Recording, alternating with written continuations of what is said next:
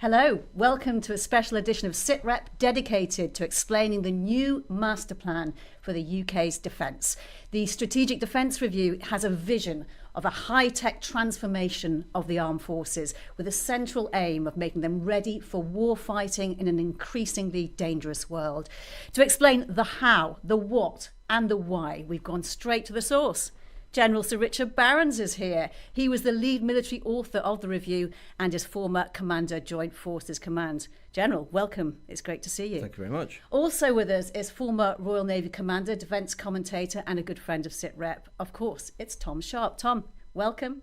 And as always, I have Professor Michael Clarke next to me, who brings not only his decades of experience in defence analysis, but he also led one of the expert panels for the review. Mike, good to see you.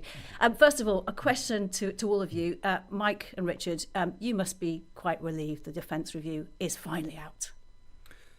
So if I may start, yes, relieved and pleased. I mean, it was a year's work supported by hundreds of people, well supported by the Ministry of Defence and industry, and indeed the Treasury and the Cabinet Office.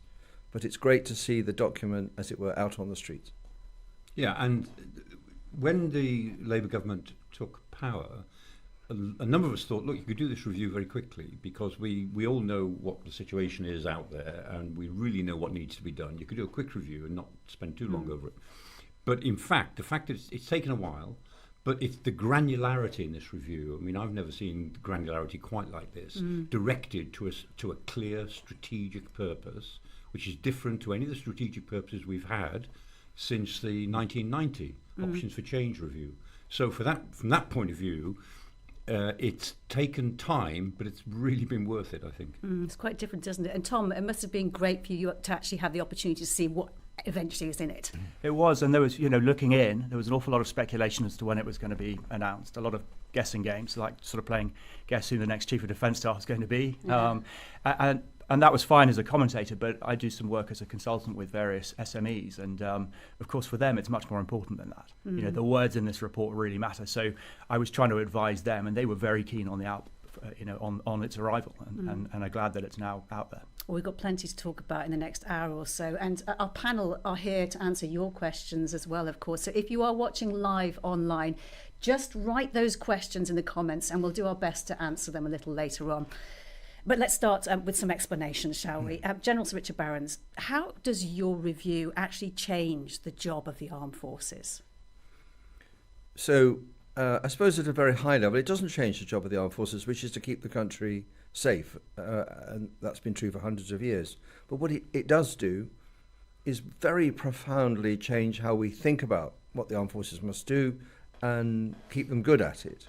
So as Mike has described, it isn't like the recent previous reviews, and that's not an accident. That was deliberate and agreed with the new government before we started that this is what we needed to do. So it marks this transition from the era which I served my uniform career in, which was we called the post-Cold War era. And some people thought that was here forever, that Europe was post-conflict and war would be things like Iraq and Afghanistan, and we tried that and we didn't much care for doing it anymore. And the truth is, and Mike and others have spent years saying this is so, but we now live in a different era, an era of state confrontation and conflict. There's no longer just a single superpower. There's no longer a world that just swings to the way the West enjoys. We're in a really difficult time. Yeah. Much bigger risks. And Mike, warfighting readiness, that's a central plank, wasn't it, of this review? Yeah, I mean, previously, since the end of the Cold War, we thought that we're good at operations. We can go on operations as long as they're not too taxing, as long as they don't require too much sustainment or too big a force level. So we can put battle groups into the field, and if necessary, we can put a brigade in. And if we're really stuck, we can put a couple of brigades together and call it a division, say in 1991 in Iraq or in 2003. But it was using the military to operate operations. But operations are not the same as fighting a war. And we always told ourselves, look, we can scale up. If we ever have to fight a war, we'll scale up. But it became increasingly clear through the 2010s that we couldn't. And that what we were scaling up was just threadbare. And with the changes in the international environment, particularly since 2008, 2014 and 2022, we've either got to take warfighting seriously or not. And that's where this review started. And if you're actually serving, Tom, what does that change actually look like? If you're serving now, I think you're going to look at this review with a degree of scepticism. Why is that? I think because the gulf between what the MOD wants to achieve with it and what the Treasury are prepared to spend on it, I think has been revealed by the formation of this review. I mean, we are at 2.3%, increasing to 2.5 by 2027. So between now and 2027, we've got 2 rounds of in-year savings where capabilities will be cut. Mm-hmm. So if you put that reality against against the defence review, and then the 3%, or maybe not 3%, you can see why, as a serving person now, you might be tempted, having seen previous iterations before, to go, we've heard this before. Show me the change, or I won't believe it. What do you think the change, Richard Barrons, will look like if you're serving? So I've been much more optimistic on the basis that we wrote the review. I understand the sentiment, absolutely. Yeah. And if you talk to members of today's services, they're all a bit browbeaten by life being really hard. Holding it together across the piece, really, really difficult.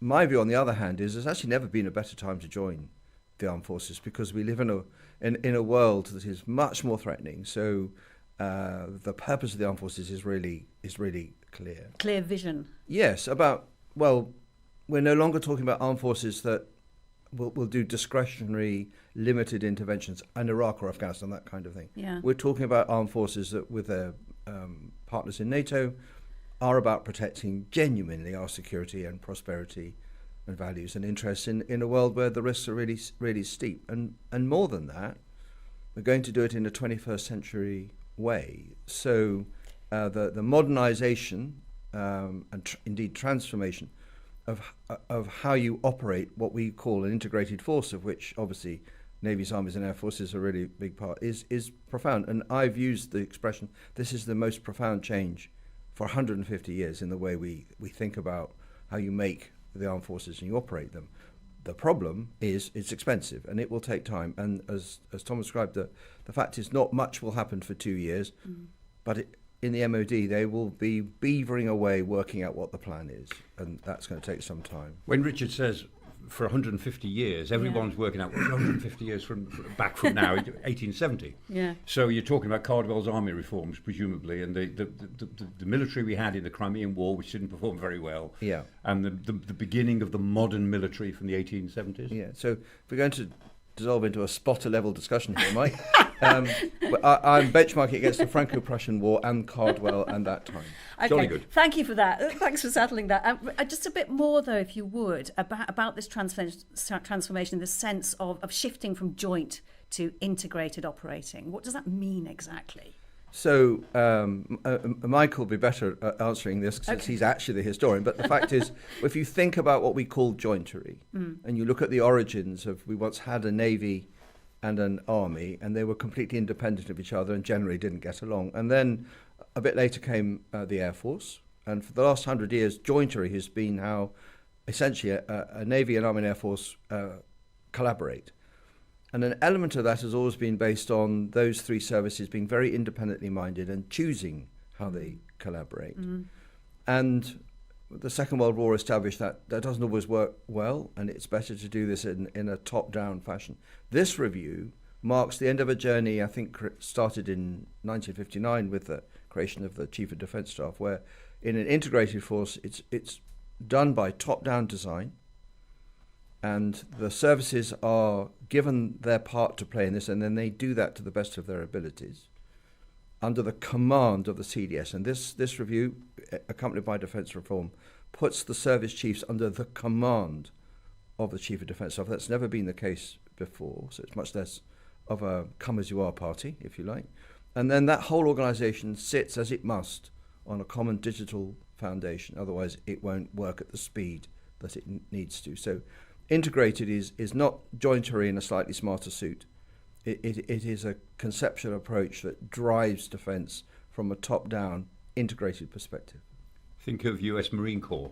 we often say US Marine Corps is about the size of the combined British Armed Forces, and the US Marine Corps has its own, effectively, ground, maritime and air force, and they are integrated because they're all part of the Corps.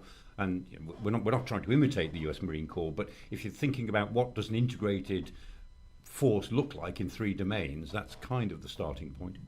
I think it's a great notion. I mean, jointery has always rubbed up against the fact that people join the services for very specific reasons. And actually, you're encouraged to be very single service. And was it like that when you were serving? Absolutely. For the first half of your career, you wear a naval cap badge or an army cap badge, Yeah. and that's the training and that's the ethos. It's the fighting ethos. Tribal. So to then turn that off in the middle of your career, for some people, is very difficult. Some people do it very well. Others fake it. When it becomes more problematic is when the finances, when the squeeze comes on, and that's when the behaviour becomes unacceptable, and you see the slurs and you see the backstabbing.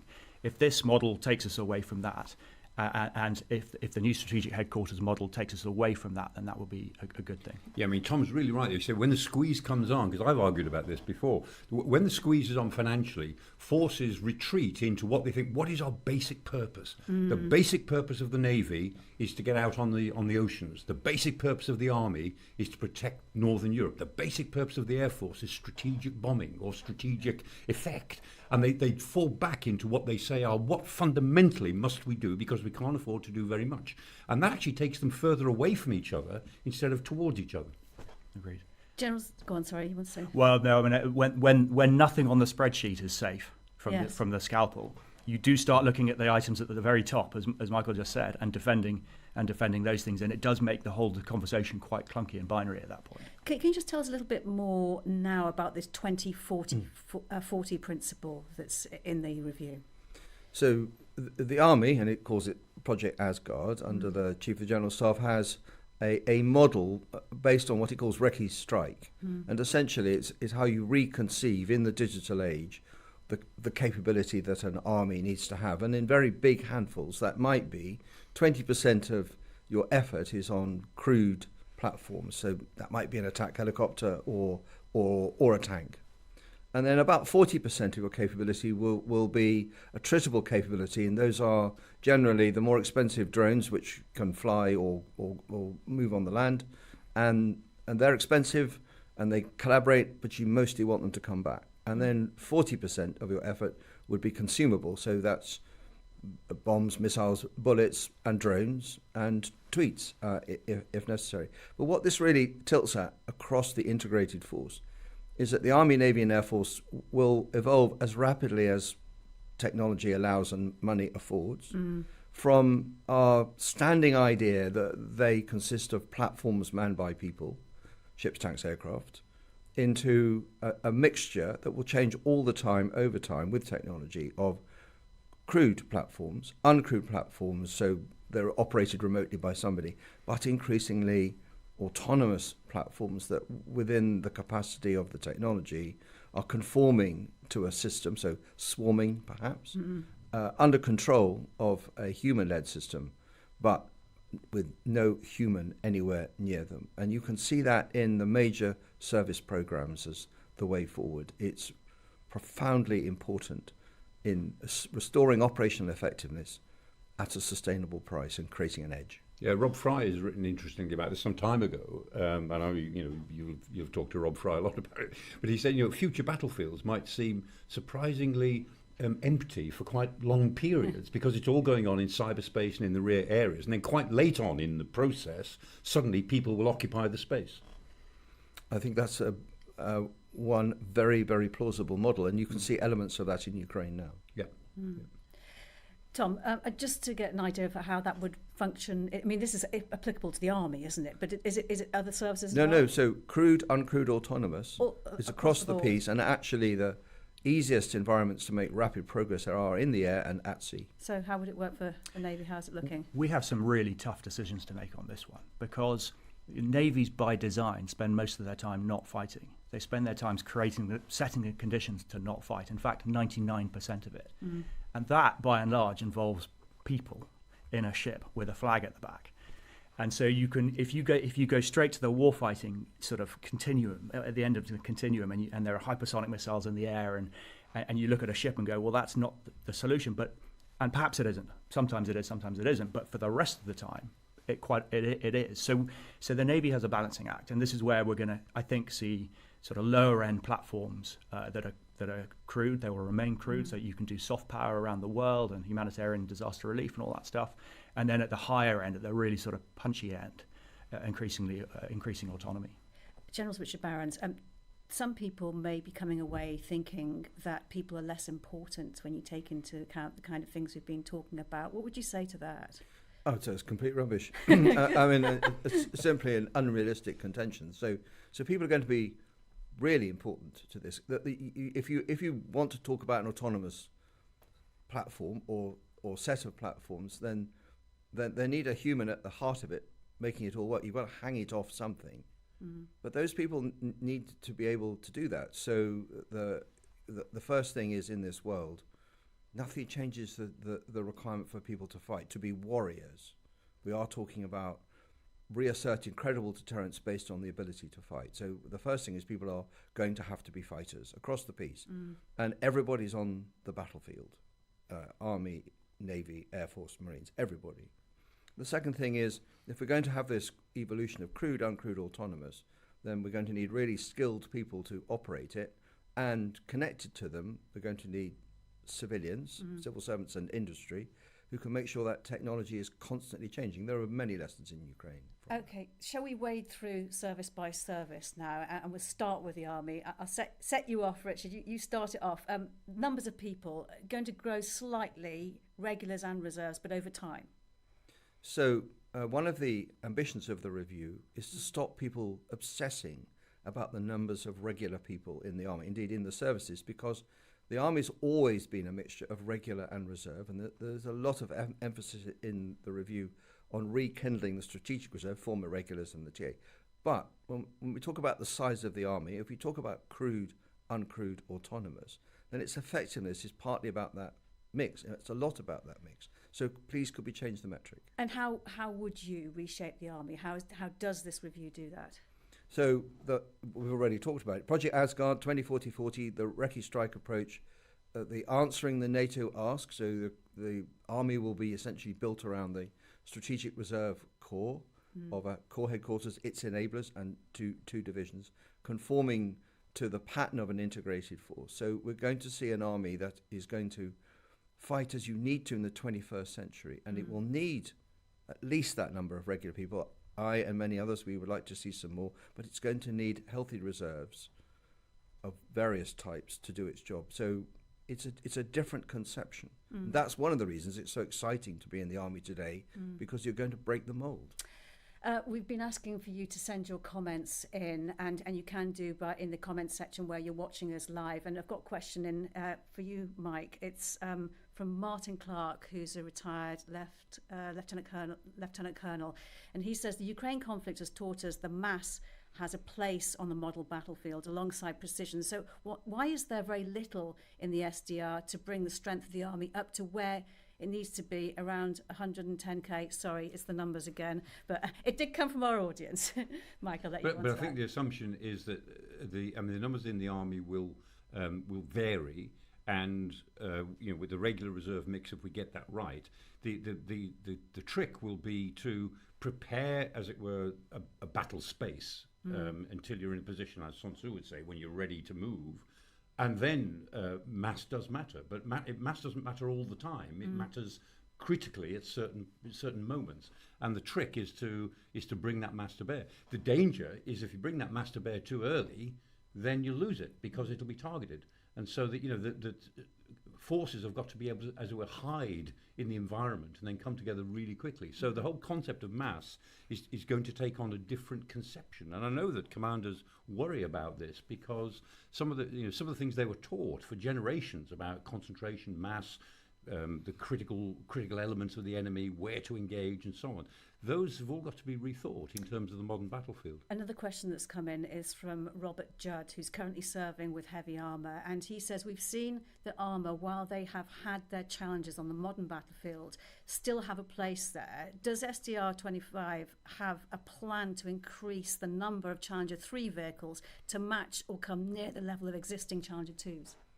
So within the affordability parameters of the review, what we were able to do is make sure there were no reductions in the armour. Our view is that armour absolutely has its place on the battlefield, that in a battlefield dominated still by artillery and by air power and drones, you are going to need armoured vehicles. But the mix keeps changing, and we had many people tell us that you don't need any of that stuff, just buy some drones. And drones have their particular place in Ukraine, but counter-drone capability will begin to make a really big difference. And no one should be surprised by this. This is like the IED, counter-IED tussle in Iraq. So right now, the Challenger 3 program will proceed as expected, as will Ajax, as will Boxer. The Army is having a think about, it might need to change its mix. It doesn't have an infantry fighting vehicle right now, and perhaps to do the job it's being asked to do by NATO, it's going to need to acquire one. And the thing about tanks is, the world's full of them. So if you need to buy some more. There may not be Challenger 3s, but the key thing is to recognise you still need the tank. You just don't need them in the way you needed them in the 1980s. Tom? The Navy, across the spread of naval forces, I mean, the balance isn't too bad at the moment. And if you look at our build programme, which the SDR has reinforced, it's not too bad. There's a glaring hole marked amphibious. I mean, that's pretty thin. Where the real fragility lies is in the support infrastructure and the let's say the Royal Fleet Auxiliary and the ability to support these ships at range, which is the whole point of having ships at range. That's where we're very, very thin. We've let our ability to sustain ourselves at sea at range really wither. So when you look at something like the carrier strike deployment that's ongoing now, and what that's left behind in the UK to sustain it, and the dependence on allies. I mean, allies, I've always said allies are great if you can have them, but they're not great if you have to have them. If you have to use them to support yourselves, then that's not good, and that's where we're at. And this is before we start taking losses. We are bar taught across this reasonable spread of capabilities, and I think looking forward, all the talk about hybrid carrier ops and Project Ark Royal and Atlantic Bastion, which is the protecting of the North Atlantic. This is all good stuff, good language, and real Navy 101, and I think what our NATO allies would want from us, but it's thin. Richard Barrons, what is the goal for the Army transformation over the next few years? So I don't really speak for the Army. I just came from it. So you really want to ask the Chief of the General Staff, who's really good on this. But I can tell you from a review perspective is we need an army which is based on the army NATO is asking us for.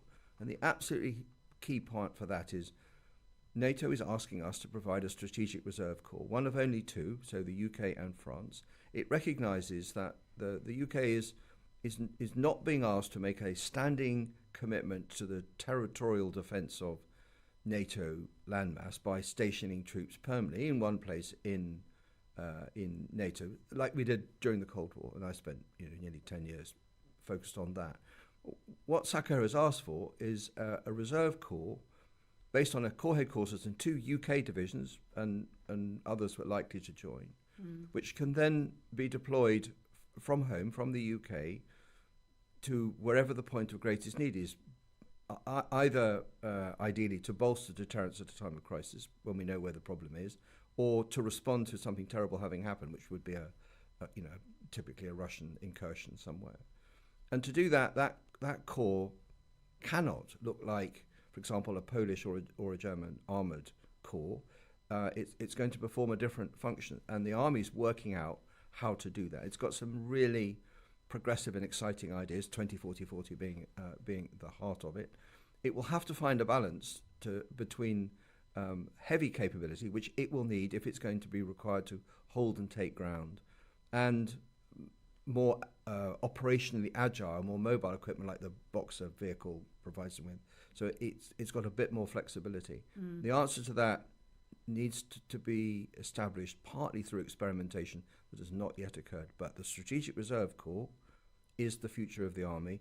And I should add, and that doesn't mean that things like 16 Air Assault Brigade and the global crisis response commitment is any less diminished, because we still need that just as Thomas described, the Navy has to do many things. The Army has to do many things. Got a question come in from Ancient Machine 1970. They're asking about the target of increasing lethality by 10 times. What does that really mean, Mike? I keep being asked that. And I say that the ability to perform, to deliver destruction in whatever form with a tenth of the people and equipment that you would need now. So whether that destruction is cyber destruction or destruction of infrastructure or physical destruction, kinetic battlefield effect, to do it with a tenth of what we've got now. That's my definition of it. Yeah, I get asked this a lot, and I wrote it. Yes. And I agree. What it means, if you take, for example, today's infantry company, and you understand how far it can see, how fast it can move, and how much destruction it can deliver. Well, where we're going to go, crewed, uncrewed, autonomous, is it can see further, kill far more often. It's just 10 times more powerful. It's not a particularly scientific thing. We'll know it when we see it, but we can see how technology will make a company 10 times more lethal. Richard, I have to ask, did you get much, when you were working that through, did you get much pushback from either services or the bureaucracy in MOD to say that's too much, too ambitious? No. When I discussed it with the Chief of the General Staff, he said, that is ambitious, and I accept it. Because he talked about quadrupling, hasn't he? Yes. Fourfold for every brigade ought to be able to do a fourfold job. But we have said over 10 years. Yes, yeah. Tom, do you think that ambition is realistic? I didn't understand the 10 times lethality thing. I do now. But the naval example of similar sort of ambition, I think, was a very clean line in there about 12 nuclear submarines, nuclear attack submarines, up to 12, actually. And the up to, I think, was doing quite a lot of work there. But that, to me, was perhaps the naval line that best represented the strategic effort now required to tackle the problems of the future. The issue comes that it's a long way away. You know, these are boats that are going to be built after the AUKUS collaboration. Barrow in Furness is going to have to ramp itself up. I mean, it's going to have to build a second delivery line to manage 12, and that, you know, and the people required to physically do it are going to need to start training now. So we've heard this before. We've heard 12 before. We heard it with the Type 45s, and it became 8 and then 6 and so on. So you can look at that and go, this is a really ambitious line, and I really support it. And then immediately take the opposite view and go, here we go again. Let's stick with what this means for the Royal Navy. It talks about creating a hybrid Navy. What does that change and why? We've got to be better with our efficiency. We've got to be better with our autonomy. As I said before, there is a balance to be struck here, and you can definitely move too fast towards autonomy and uncrewed. We've done it with our mine sweeping capability, our mine hunting capability. We sacrificed a world-beating capability at the altar of a technological solution that isn't quite ready and isn't globally deployable enough in a contested environment. And lost a bunch of other capabilities because we lost the hull. So that it's, to me, the transition to autonomy is it's the direction of travel, no question. The key is at what pace, and what does that cost? But also when it comes to the business of shipbuilding, I mean, shipbuilding I think was a little bit light in the review. I think in terms of underpinning much of what the review wants, shipbuilding could have been front and centre. And I know that's a very Navy-centric view, but if you look at the example of Harland and Wolff in Belfast, you know, they hold the keys to all that sustainability problem and the amphibious problem that I outlined. But they need to be told to get on with it, and they need to be given firm commitment and the cash required to do it. And that was where the SDR was a little light on detail. But the defence industrial strategy is due, and we expect that will fill some of the gaps. I think this is a really important macro point, actually, and I probably should have made it at the start. For me, the defence review's success or failure depends on how it fits within all the other major documents that are yet to come. So for me, it's too early to say whether this is a good or a bad review. We need to see the interlocking nature and then the resources as well at the NATO summit. Come back on that. So I don't look at it like that at all. We were asked to do two things. We were asked to define what UK defence needs to do for the world we live in, question one. And question two is what you get for this money. And this money is, as we've described, the 2.5% from 27-28 and the 3% by 2034. we concluded, with a lot of help from the Ministry of Defence, after all, they own all these numbers, that profile allowed the programme that we have recommended it is affordable. I absolutely recognise that the sentiment Tom has expressed, which is, yeah, we have heard all this before, and I absolutely will not accept that, because when we heard all this before, we were in a different era, and it was possible to conceive that these are all sort of nice to haves, but might take a bit longer, or maybe we don't do this. But the world we live in, that programme that we have set out, that's how the UK defends itself and provides a sufficient contribution to NATO deterrence. So my challenge to the Ministry of Defence and industry and the armed forces is, I mean, don't say, oh, we've heard all this before. Just tell me how you're going to get on and do it. The vehicles for that will be the Defence Investment Plan, the detailed spreadsheet that will come out in the autumn. I mean, it's not going to ever be published, and the Defence Industrial Strategy and the effectiveness of defence reform. But I am never going to accept people saying, oh, we've heard all this before. All I want to hear is, I'm going to do. You're a solutions man. Is I am going to do this, and yes, it's possible. Yeah. It's about leadership and competence and will. So please just get on with it. Yeah, I mean, no, absolutely no disagreement. No disagreement that this needs. That this is. Let's go back to my shipbuilding plan. Where is the bold plan now to deliver against the defence review? And you know, that I remain to. I wait with bated breath to see it happen. Richard Barrons is the Bill Slim of the modern era. Absolutely, yeah. Just get on with it. Which Do is it. a compliment in itself, Mike, knowing how much recreate an army, work it out, do it, and then lead it. But we need for that we do need a little bit of a sort of reboot in the way we do defence business across the piece. Yeah. Accountability, affordability, the whole thing, and the Strat headquarters is the start of that. But let's see how far down that trickles. Bill Slim? Yeah, thank you. Those are really big shoes to fill. So the point I want to make is, when people read the review, it'll take them 2 hours. Yeah. The conversation generally gets stuck on one of two things. It's the refashioning, the transformation of the front end, and then inevitably a conversation about money. A lot of this report, and the reason it is 140 odd pages, is because it transformed defence across the piece, from front to back, and at least as important as the discussion about what to do with the front end is the discussion about the new industrial partnership, because we found so much that was just broken. And we used a couple of things that as benchmarks. So people said, look, for any contract worth more than £20 million that the MOD is considering, from I have an idea to signing the contract, average 6.5 years, in a world where 6 months for some things is way too long, and even 2 years for a major thing is about enough. So that industrial partnership, which connects the transformation that we describe to industry, the private sector, at the speed of innovation, is the core of this review. And as Tom has alluded to, we've established you're going to change how you do innovation, how you do acquisition, how you do support, how you do infrastructure. And the new National Armaments Director created by Defence Reform, that's his or her job, in conjunction with the Ministry of Strategic Headquarters. So I'm going to come back to this expression. We've created a path. We've established the architecture that makes this work. We know what has to change.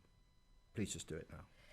People watching us now live can send in their comments just in the comments section. But we've got one here from Caddyman64. He's they're a former submariner, and asking, how are we going to man up to 12 AUKUS submarines when we're struggling to man 4 Vanguard class 1s at the moment, Tom?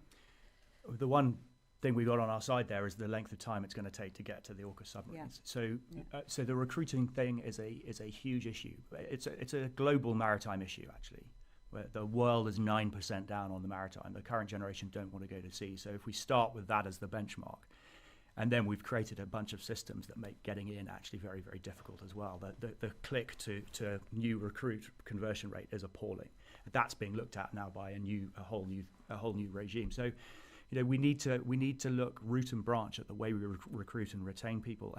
And I think one of the problems at the moment in the Navy is that a lot of the fun has gone out of it. because we don't have enough ships, and when you go to sea, you're sweating furiously just to deliver on operations. The sort of notions of going on a Mediterranean trip, for example, port to port, waving the flag, has gone because we lack that capacity. So I think there's a whole part of this. I mean, I suggested recently that we perhaps reconsider conventional submarines. Now, that would have had me, keel hauled if I'd said that when I was in the Navy, because if you said anything that got in the way of the nuclear program, you'd be in trouble. But we've got to do something. We've got to do something to get people through the door and then keep them once they're there. Otherwise, you're right, we won't have enough for 12 nuclear submarines. Yeah, and Mike, Ali Goose, who's watching us on YouTube, points out that Russia has up to 60 SSNs and SSKs. Your thoughts on that? They do. I mean, the Russian Navy is, the Northern Fleet and the Pacific Fleet, and their bombers have been modernized. And they're still there. I mean, the Russians have committed a lot of their army to Ukraine. They've not committed much of the Air Force because they're holding that back in case they come up against NATO air forces, which are intrinsically stronger. And although their Black Sea Fleet has suffered between a 40% loss rate with the Ukrainians, their other naval forces are still pretty big. They're not as modernized in general. There's still some, like the Kuznetsov, which always travels with tugboats to pull it round and services and so on. But nevertheless, they are a strong naval power. So this takes us to a really important part of the review. So we look at the capability Russia has now, and it's angry and mobilised. And we look at the state of today's UK capability, and the review maps out how that would change. The bit we need to put in the middle is NATO first. So the review recognises the UK can only survive and thrive in this world through collective security arrangements, and that includes NATO. A NATO which will not have as much US support for clear. That's been clear for 20 years or so. Now it's going to happen. But we need to have this conversation at two levels. One is to recognise dealing with Russia right now is an issue for 32 nations, including the US. And we want to work out what our part is. And the UK part in it is prodigious. We provide the only independent nuclear deterrent that's committed to NATO. And we provide and can sustain 1st Division Army, Navy, Air Force. So a lot of others can help deter Russia in the way that we need to happen. The second thing is, we can't just talk about Russia, because if you look at the way technology is changing, as you get into the 2030s, 2040s, the benchmark pace-setting military technology world will be Chinese. And that's not to say that we'll be at war with China, but it is to say that technology will be in the hands of China and in the hands of those countries that China chooses to sell it to. So it's the proliferation point. So we are going to have to recognise we're on a journey now where Russia is important, but in some respects it's a speed bump on the way to dealing with the global challenge presented by Chinese technology. And one of the challenges facing the Royal Navy is the protection of undersea infrastructure. How much work does that involve? Yeah, there's a lot of work going on with that right now, with industry, emerging technologies, replacing some of the older technologies. I think it's stealth and SSNs and nuclear submarines are probably the two areas that we can really contribute here. And I think Atlantic Bastion, I've mentioned it already, is fundamental to this. It does take us back to Cold War thinking, where we were very aggressive with our submarines back then. We operated in our own grey zone with quite a degree of aggression, and I think we need to go back to that way of thinking, because if you're constantly constrained by, let's say, UNCLOS or the rules of the game, and you just allow Russia to constantly operate with impunity in their grey zone without imposing a penalty on them, then that's where we are today. So we need to just adjust our mindset and then develop the capabilities to allow us to do it. Another audience member has just written in saying we're building a wingman for the RAF, so why can't we do the same with ships and subs? Who wants to take that one? Well, we do. We are. We are going to do exactly that. Yeah. He's absolutely right. That was John Anderson, so you got your answer, John. and so, for example, if you take the Global Combat Air Programme, which we're going to spend a lot of money on, the centrepiece of that are actually autonomous collaborative platforms that initially will accompany an optionally manned 6th-generation jet, and when the technology is right, will replace it. What we have said in the review is those ACPs, well, they need to come off the carrier as well, by design from the outset. So all three services are on the same path. Shall we move on to the RAF then? Can you give us the big picture, Richard? So the Royal Air Force is the most capable European Air Force. It does things that nobody else can do. And its contribution to the NATO air component is therefore profoundly important, and to the way the UK exerts influence around the world. It has a mix of fourth and fifth generation aircraft, and it's going to get a sixth generation capability, which, as I've described, will be a crewed, uncrewed, and increasingly autonomous mix. So its combat air future to the 2050s is assured. The review looks hard at some things that are not going so well. So the RAF fast jet training is based on the Hawk T1 and T2. They're pretty antique. They need to go and be replaced by modern aircraft on a contracted system. And we found no resistance in the Air Force. In fact, the Air Force recognised that this is where it goes.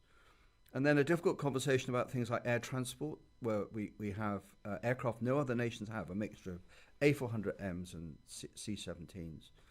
And that is the only way you can take people and stuff into a contested air environment. But if you're not flying into a contested air environment, don't wear these aircraft out doing that. Use a charter system. And then I think maybe the biggest challenge for the Air Force is actually its infrastructure. So for many years, we assumed the UK homeland was not really at risk, and therefore RAF air bases were just where you lived. And now, again, it's where the RAF fights from. And so you can't have a single point of failure like, for example, a Brize Norton. And Brize Norton needs rapid and significant investment. So the review opens up different ways of funding investment and different ways in which the Air Force can attach to commercial capability. After all, the world is full of airports. So the way the RAF restores its resilience for warfighting as part of credible deterrence is, I think, quite well mapped out. Mike, do you think this review is transformational for the RAF, or is it keep steady on the current path? No, it's transformational in terms of the capabilities. But I mean, ultimately, air power still has to do the same, three basic things, which is transport, both strategic and tactical. Let's say ISTAR, that suite of capabilities, and then strike. It's got to be capable of striking, whether it's striking in a defensive mode or an offensive mode, or for the sake of defence or offence. So the job that air forces need to do doesn't change and won't change, but the balance may well change. And I absolutely take what Richard says. But in terms of transport, mobility. I mean, the RAF works extremely hard, and it's going to have to work a lot harder in the future with not enough airframes. I think I thought the F-35A was a real standout. I mean, I've been suggesting that for a while to bridge the gap between the Typhoons and the GCAP. And I've spoken to sort of representatives of both of those teams, and they've acknowledged there is the potential for a gap. So does the F-35A fix that? Does that come at the expense of the F-35Bs? That's a big question mark. Again, you very quickly get into inter-service name calling when this subject comes up. But then if that opens up the tactical nuclear capability or whatever the latest term for that is, then I think that's very, very interesting. But if I just may on the fast jet training business, I mean, I have a live example of this. I was with them yesterday, a UK solution to the business of fast jet training and replacing the Hawks that would be ready by in 5 years' time and would be cost neutral to the government. So where's the decision? Where's the going? All it needs is the government to say, do it, and it's 4,000 UK jobs and it's ready in 5 years. Where's the bravery? Where's the leadership going? And my fear is if we can't make a very straightforward decision like that in a microcosm of defence, what happens with the really big ones when it comes to something like GCAP? Sir Richard? So I think if John Healey were in the room, he'd say, I absolutely get this, but we only published the report on Monday. Okay. And they're working through the Defence Investment Plan. I think this is an extremely good example of where industry are already saying to the Ministry of Defence, look, we know what you're trying to do here, and we know how much money you're aiming to put against it. We can do that sooner, better, cheaper. What's the problem?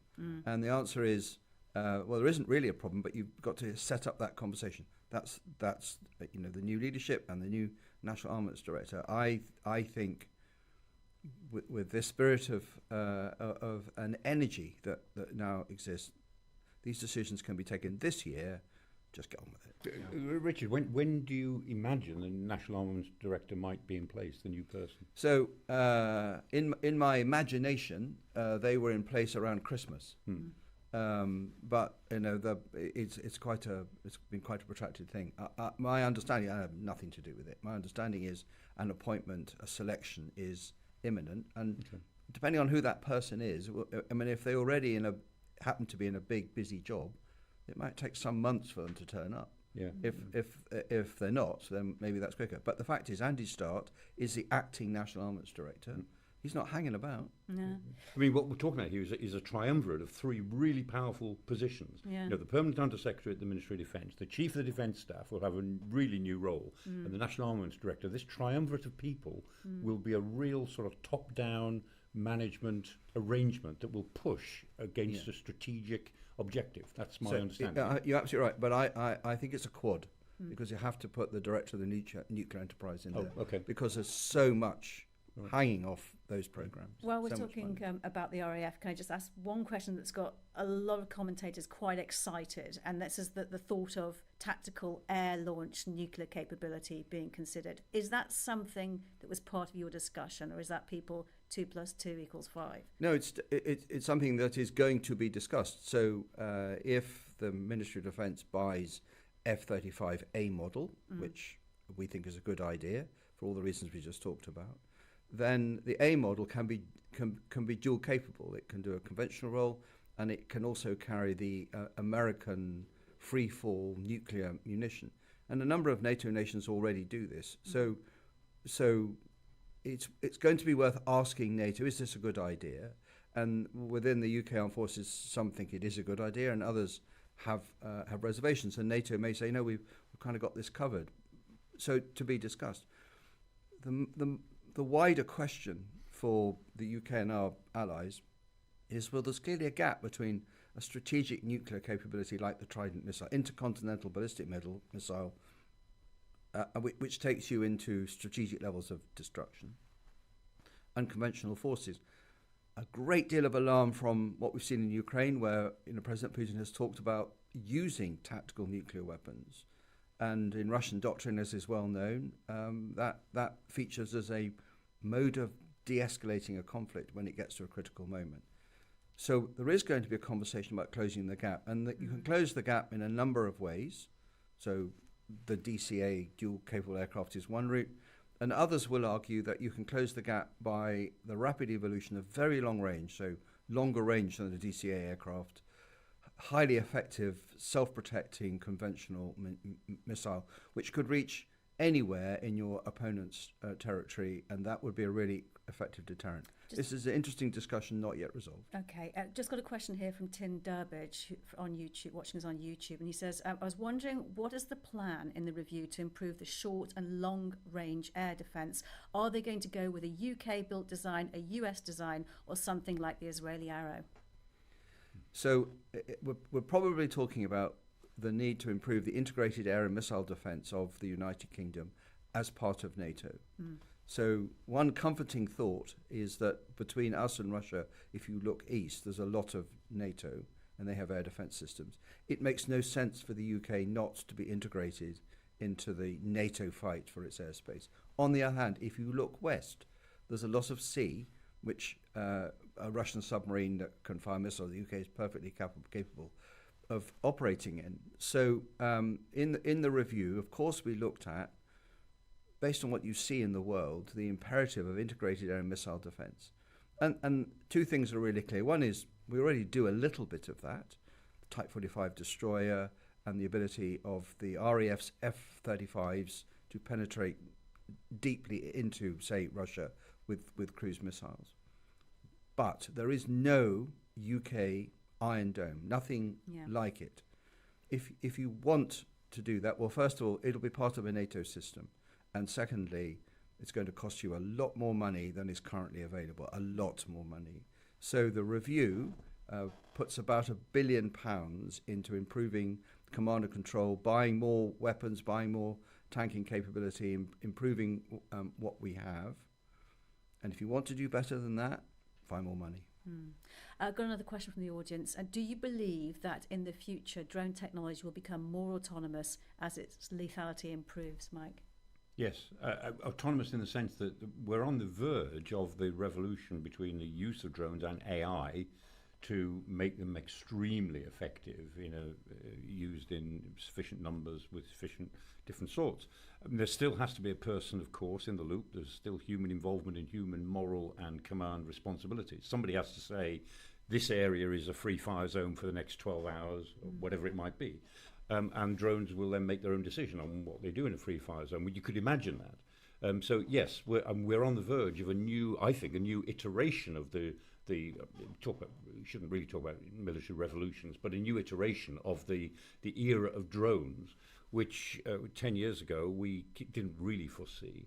And it was the Azerbaijan-Armenia war of 2020 that really woke people up with the use of Bayraktar drones and the Harp Israeli surveillance drone. And it wasn't that there was anything clever about these drones, it's just they were used in much bigger numbers, and they showed that Russian tanks operated by Armenia were extremely vulnerable to enough drones hanging around with enough information, enough ISTAR information created by other drones.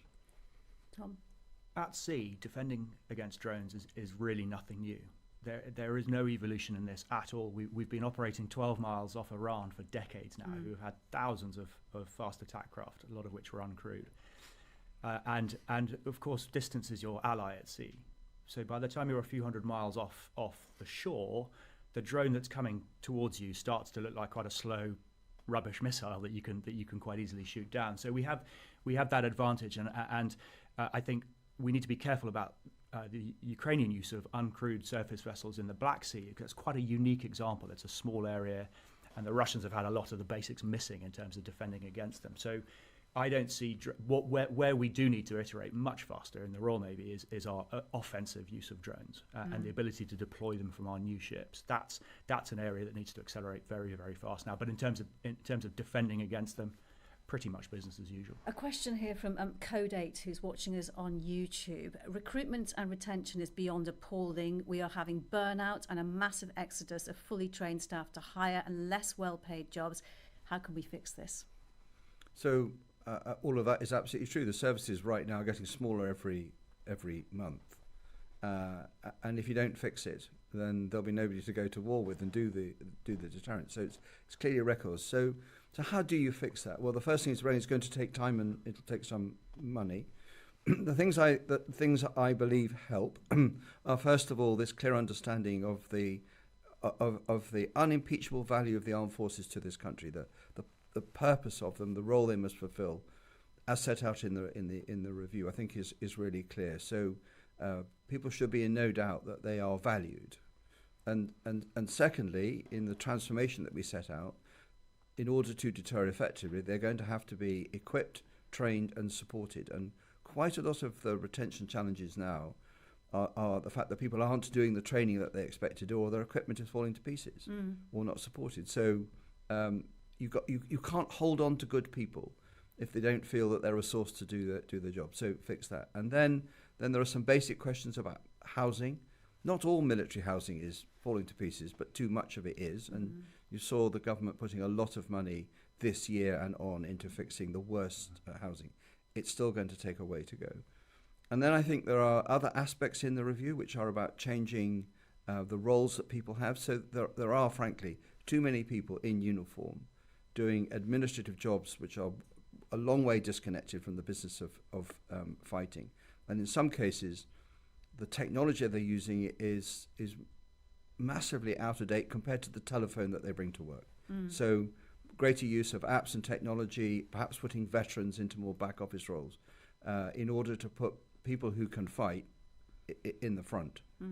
And then to make recruiting easier, there are already a lot of measures in place to change the way the medical side is done in particular. So they're going to look at the criteria, I think, and make them more sensible. And if someone presents themselves for their medical, and they've got a small thing that needs adjusting, maybe they need an eye test, maybe they need earwax taking out, well, don't send them off for 6 months. Do it, send them next door and get it done. So a whole package of measures over time, and I do want to stress, it's not just about the regulars, it is about the reserves, particularly the strategic reserves, the former regulars that we need to focus on. Pay will be an issue, and if you bundle all of these things together, there is a fix.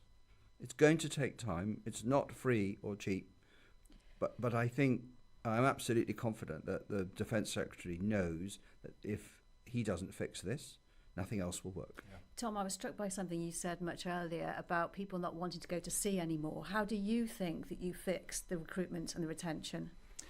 I think there's a communications issue. You know, what you see when you click on the website is not what you see when you join Dartmouth or Raleigh or whatever, and is not what you then see when you get to the front line. So even those that do make it through that very, very sort of withering recruitment pipeline then have a slightly disenfranchised, because the business of communicating across from day one, which always used to be done by sort of old and bold sailors in the high street to the front line, that has broken down, and it needs to be sort of cohered. And because it's communications, it's basically a free good. But we have become quite poor at selling, that aspect. And to Richard's point about the sort of medical margin, I mean that's I don't know. All of my friends have people who have tried to join the Navy and have come unstuck for a technical reason. So we've got to break down all those sort of barriers. And because I think Richard's final point about if you don't get this right, everything else is moot. And the Defence Secretary absolutely recognises that, but it is going to take time to fix. And Tom, what kind of feedback are you hearing at the moment about the review since it was published? It's gloomy. I'm sorry to say, but because everyone is a little glass half empty. It's fascinating having these conversations with people who sit outside the defence bubble. I mean, we naturally sit in a defence eco system, perhaps even a defence echo chamber. But by virtue of writing for the paper, I get to interact with a lot of people who don't really recognise what the purpose of defence is for. Or they'll say, but we're being invaded by an army. What's the point in our army if we're being invaded by an army? 30% of every remark on anything I write about the Navy says, why are you not in the Channel?